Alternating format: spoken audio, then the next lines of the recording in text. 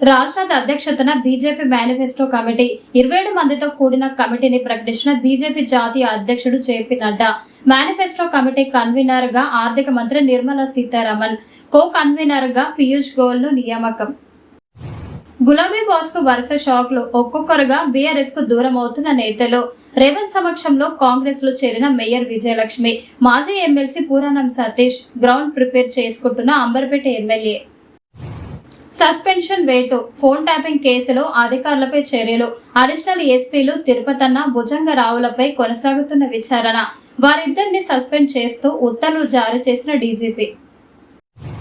నేడు జిల్లాల పర్యటనకు కేసీఆర్. ఉదయం నుంచి సాయంత్రం వరకు బిజీ. నల్గొండ, జనగామ, సూర్యాపేట జిల్లాలో పర్యటించనున్న బీఆర్ఎస్ అధినేత. ఎండిపోయిన దెబ్బతిన్న పంటలను పరిశీలించి రైతులకు భరోసా కల్పించనున్న కేసీఆర్. వేసవిలో కరెంటు, తాగునీటి సమస్యలు ఉండొద్దు. అంతరాయం లేకుండా విద్యుత్ సరఫరా చేయాలి. మంచినీటి సరఫరాకు గ్రామాల వారీగా యాక్షన్ ప్లాన్ వేయాలి. వేసవిని దృష్టిలో పెట్టుకుని ప్రత్యేక ప్రణాళికలు సిద్ధం చేసుకోవాలి. విద్యుత్, నీటి సరఫరాలో నిరంతరం నిఘా ఉంచాలి. అధికారులను ఆదేశించిన సీఎం రేవంత్ రెడ్డి. అట్టహాసంగా భారతరత్న పురస్కారాలు. ఈసారి 5గురికి భారతరత్న ప్రదానం.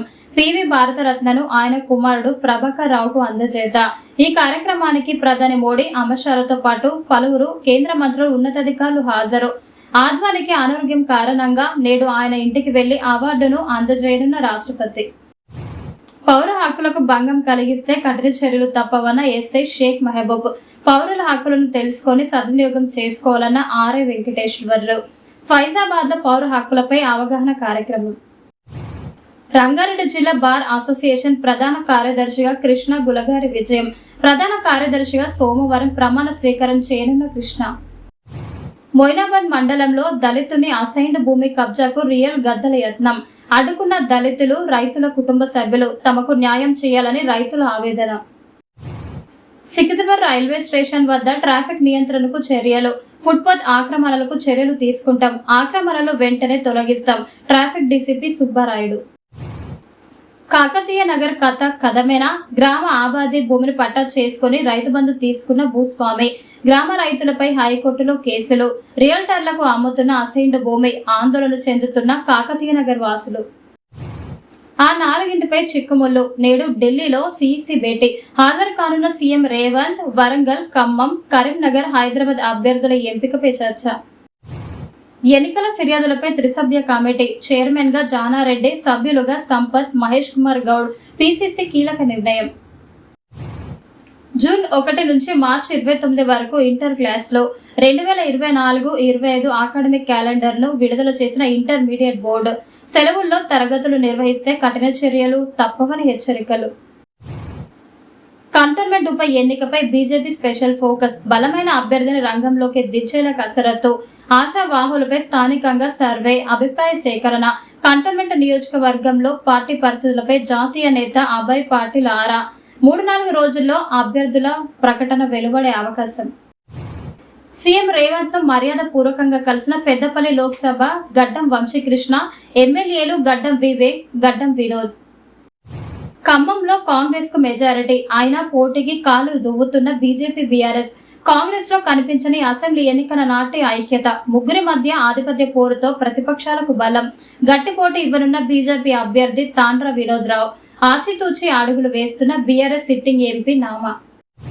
పటిష్టంగా తెలంగాణ కాంగ్రెస్. రాహుల్ జోడో న్యాయ యాత్రలతో కాంగ్రెస్ లో నూతనోత్సాహం. చేయి కలిపి రఘువీర్ ను భారీ మెజారిటీతో గెలిపించండి అన్న Congress party Telangana incharge Deepa Das.